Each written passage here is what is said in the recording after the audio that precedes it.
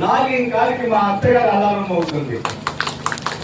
4 RTC సంస్థ అనేది చాలా డిఫికల్ట్ జాబ్ అది.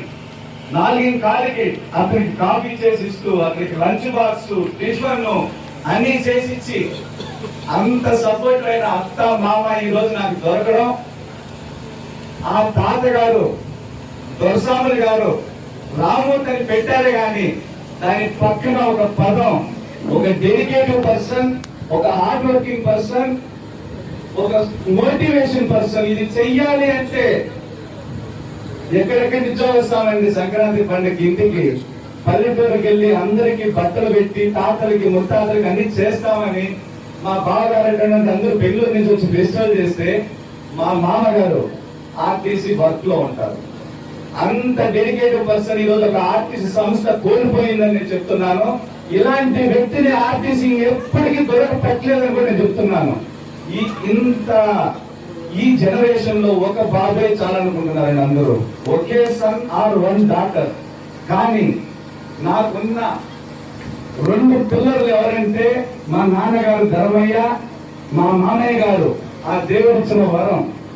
మా మామయ్య గారు రామూర్తి, ఆయన పేరే ఒక హార్డ్ వర్కింగ్ పర్సన్, ఆయన పేరే ఒక డెడికేటివ్ పర్సన్. ఇంతవరకు ఎవ్వరు కూడా ఇలాంటి మోహం చూడలేదు. ఇంత డెడికేటివ్.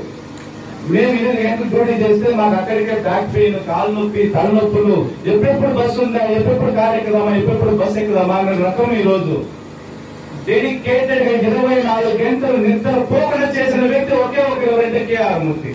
4 గంటలు డ్యూటీకి వెళ్ళేసి మరుసటి రోజు 9కి 10కి వాళ్ళ డాక్టర్ ఫోన్ చేసింది, ఎక్కడున్నానన్నా బ్రేక్ఫాస్ట్ చేసేదా వద్దా, మరి నేను వస్తాను, మా 11 అవుతుంది, 12 అవుతుంది.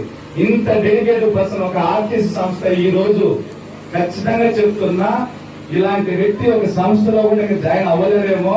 ఇంత డెడికేటివ్ పర్సన్ ప్రతి ఒక్కరికి ఒక రోల్ మోడల్ గా తీసుకొని ఆయన డెడికేటివ్ పర్సన్, ఆయన దారిలో నేను కూడా నడుస్తూ మా 4 వేస్తే నేను అట్లీస్ట్ ఒక 5 గంటలు వేయాలా, ఒక రోల్ మోడల్. అతను 4 గంటలకు వేస్తే మా మిస్సెస్ కూడా చెప్పేది నేను, అతను 4 గంటలకు వేస్తుంటే మనం 5కి వేయాలి. 5కి లేచి మనం ఎక్సర్సైజ్ చేసి ఆఫీస్ పని చూసి పిల్లలు చూసి ఇంత రోల్ మోడల్ గా మేము తీసుకున్నందుకు, ఇంత బహుమతిమైన నాకు ఒక గిఫ్ట్ గా ఈ పేరెంట్స్ ఇచ్చినందుకు, వాళ్ళ కొడుకులాగా నేను కూడా చూసుకుంటానని మీ అందరి ముందర ప్రామిస్ చేస్తూ ఈ మంచి అవకాశాన్ని ఇచ్చిన పెద్దలందరికీ నా యొక్క ధన్యవాదాలు. Thank you so much. ఈ ఫంక్షన్ అయినాక ప్రతి ఒక్కరికి నా పర్సనల్ రిక్వెస్ట్, దయచేసి భోజనం చేసుకొని మన అందరూ ఇంటికి వెళ్ళాలని మనస్ఫూర్తిగా కోరుకుంటున్నాను. Thank you so much.